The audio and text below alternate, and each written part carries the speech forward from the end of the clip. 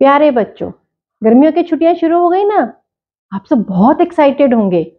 कुछ सोच रहे होंगे कि हम देर तक सोएंगे, कुछ सोच रहे होंगे सारा दिन रील देखेंगे, और कुछ घूमने का प्रोग्राम भी बना रहे होंगे, है ना। लेकिन क्या आपने सोचा है कि इन छुट्टियों में रिलैक्स करने के अलावा आप और क्या क्या कर सकते हो? सोचा है? आज हम आपको कुछ और अच्छे से आइडियाज देंगे।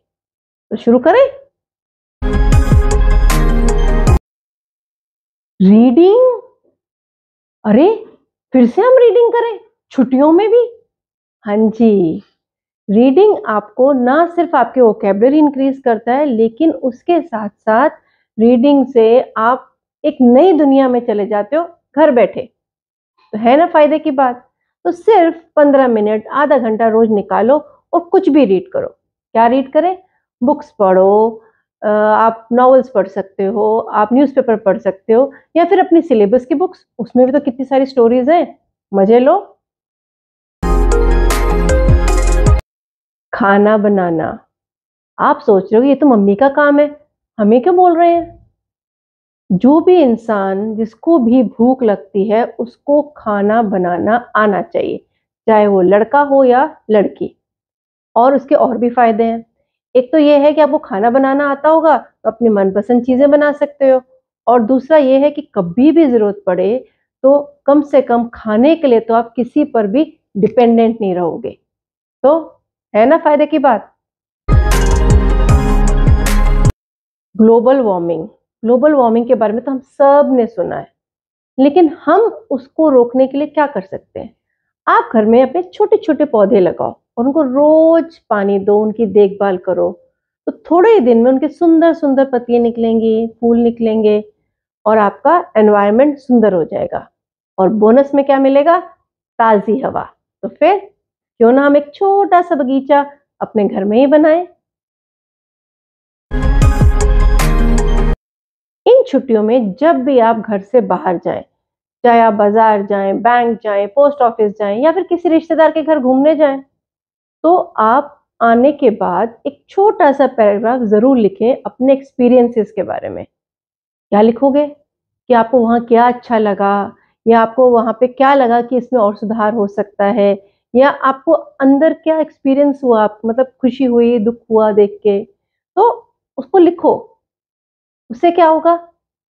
एक तो आपकी ऑब्जर्वेशन पावर बढ़ेगी, क्योंकि आप जब भी जाओगे आपको लगेगा आपको आके लिखना है, तो आप हर चीज को ध्यान से देखोगे। और दूसरा, आपकी एक्सप्रेशन इंप्रूव होगी। जब आप लिखोगे तो आपके जो थॉट्स हैं, जब वर्ड्स में लिखते हैं, तो हमें अपने थॉट्स की भी क्लैरिटी होती है। तो है ना दो फायदे। अगली बार एक छोटी सी डायरी एंट्री जरूर करना।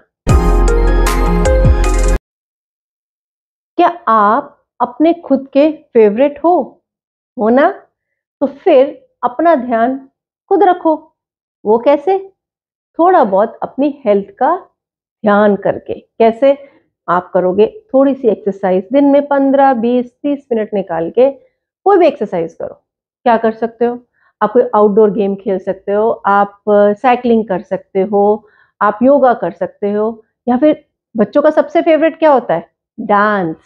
कोई भी अपना फेवरेट सॉन्ग लगाओ और करो डांस। मजे के मजे और फिटनेस की फिटनेस।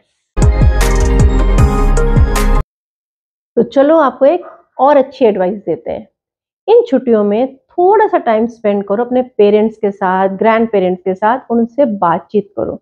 उनके लाइफ के एक्सपीरियंसेस सुनो, अपने फैमिली ट्रेडिशंस को जानो, अपने सोसाइटल कस्टम्स को जानो। उससे क्या होगा? उससे आपकी उनकी बातें सुन सुन के आपको भी बहुत सारे लाइफ स्किल्स डेवलप होंगे, और वो भी फ्री में, घर बैठे। और साथ में आपके पेरेंट्स और ग्रैंड पेरेंट्स के बीच में जो कम्युनिकेशन गैप बन जाता है ना, जनरेशन अलग अलग है, वो अलग सोचते हैं, हम अलग सोचते हैं, वो कम होगा, क्योंकि आप एक दूसरे के साथ बातचीत करके एक दूसरे को समझने की कोशिश करोगे।